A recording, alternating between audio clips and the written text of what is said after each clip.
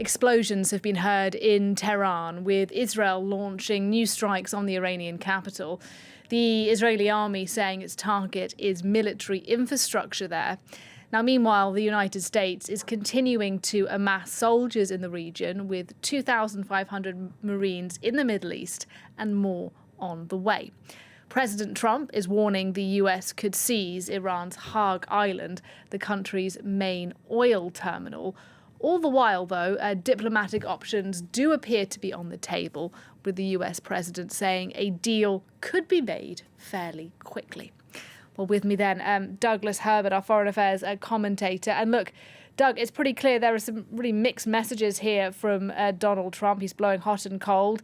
Is it an invasion of Kharg Island, or is it a peace deal? Yeah, escalation or exit, or both, some, partial, who knows? We don't know is the easy answer to your question. I certainly don't know. You don't know. And most experts everyone is speculating, because I would venture to say Donald Trump himself doesn't know. He operates on a whim. He's transactional. And what he says one moment, he backtracks on the next moment, while denying that he's doing anything such. He, to himself, is a strategic genius who knows exactly what he's doing, and everyone just has to trust him. The people who work immediately for him in his cabinet, they have a very tough, their mission impossible may be keeping track of the back and forth, the to and fro in Donald Trump's statements. Take the one this morning. He posted on Truth Social that he is ready to obliterate. Those are his words. And you'll remember that word because he used it last June when the U.S. joined Israel in that brief 12-day war strikes on Iran's nuclear sites. He said afterwards that the U.S. had obliterated, the word he used, Iran's nuclear weapons and its munitions, its uranium, which then intelligence assessments beg to differ with, saying they had not been obliterated, degraded. Well, he's using the word again. It's a big word. It's his favorite word, perhaps, right now, especially in this war.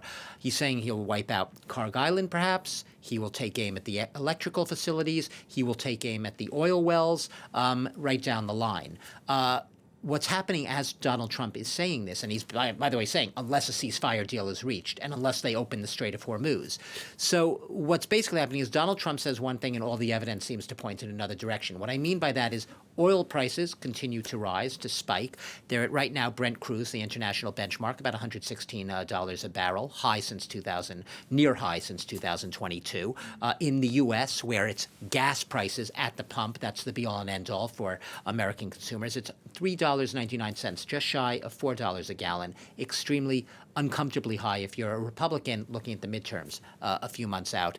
And also the war itself shows no signs of abating. Donald Trump may talk till the cows come home about having talks with these so-called more reasonable Iranians, the ones left after presumably the regime's been wiped out and there's a new batch of Iranians in power. But so far the Iranians themselves, at least the ones that the world has heard from, say no talks. This seems to be a little delusional. It seems that Donald Trump is having talks with himself. There's an empty chair there. So it's not really mixed messages. It's Donald Trump saying one thing, and then the empirical evidence we're seeing through images, through testimony on the ground, points and suggests heavily in the other direction. And look, that other direction could include some kind of invasion of Iran. Extraordinary as that sounds, we're talking about these troops, thousands of American troops amassing in the region. It's hard to sort of overstate how dangerous that could be. Dangerous and stiff opposition from Americans. Yeah. Among Americans, a new poll by the Associated Press and the National Opinion Research Center, which is based out of the University of Chicago, shows that this is all Americans across political spectrum. 62% are strongly opposed to the use of U.S. combat troops on the ground in Iran. We know that the White House has said, well, the Pentagon, the military, routinely presents to a president options so that he has as many options to choose from as possible. Seizing Kharg Island, going after a very dangerous, risky potential mission, going after the buried uranium deep underground at the sites that were bombed by the U.S. and Israel last June, so presumably maybe even harder to get out now beneath all that debris. All of these missions, reopening the Strait of Hormuz. What are all these new troops in the region? There's upwards of 50,000 troops right now, American forces, commandos, Marines, sailors, Navy SEALs, Army Rangers. They're at ships, they're at seas, they're dispersed across the region. 50,000 sounds like a big number. It's about 10,000 more than would be there routinely, like before the war. There were about 40,000.